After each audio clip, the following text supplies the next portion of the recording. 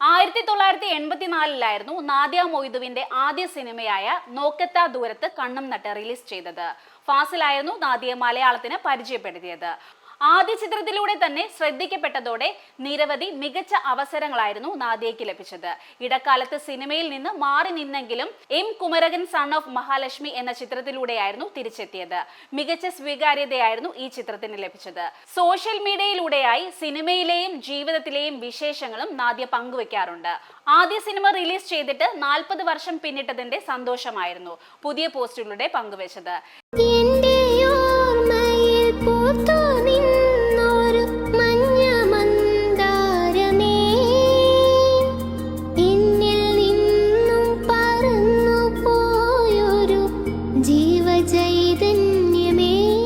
എല്ലാം ഇന്നലെ കഴിഞ്ഞ പോലെയാണ് തോന്നുന്നത്. ഞാൻ ഗേളിയെ അവതരിപ്പിച്ചത് ഇന്നലെ പോലെയാണെന്ന് എനിക്ക് തോന്നുന്നു. എന്റെ ഹൃദയത്തിൽ പ്രത്യേകമായൊരു സ്ഥാനമുണ്ട് ഈ ചിത്രത്തിന്. ഇപ്പോഴും ആളുകൾ ഈ സിനിമയെ കുറിച്ച് സംസാരിക്കുമ്പോൾ എന്റെ മനസ്സ് നിറഞ്ഞു പോകുമെന്നും നാദിയ പറയുന്നു. ഫാസിൽ സാറിനോടാണ് ഇക്കാര്യത്തിൽ എനിക്ക് നന്ദി പറയാനുള്ളത്.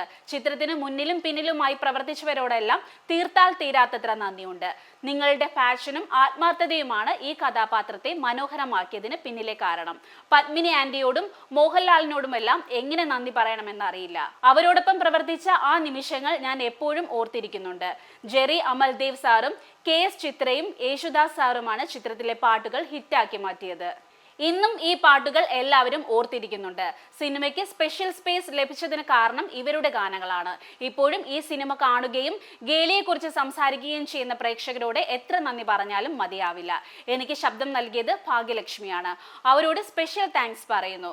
ഫാസിൽ സാറിനൊപ്പമുള്ള ഈ ചിത്രങ്ങൾ പകർത്തിയത് ഫർഹാൻ ഫാസിലാണെന്നും നാദിയ കുറിച്ചിരുന്നു. ഫാസിലിനൊപ്പമുള്ള ചിത്രങ്ങളും പോസ്റ്റിനൊപ്പമായി പങ്കുവച്ചിരുന്നു. നിരവധി പേരാണ് അഭിപ്രായങ്ങൾ രേഖപ്പെടുത്തിയത്. അഭിനയിക്കുകയാണെന്ന് തോന്നിയിട്ടേയില്ല അന്ന്. ഏതോ ഒരു നാടകത്തിൽ അഭിനയിക്കുകയാണെന്ന ഫീലായിരുന്നു അന്ന്. ഈ സിനിമ നന്നായാൽ ഇനിയും അഭിനയിക്കണം എന്നൊന്നും തീരുമാനിച്ചിരുന്നില്ല.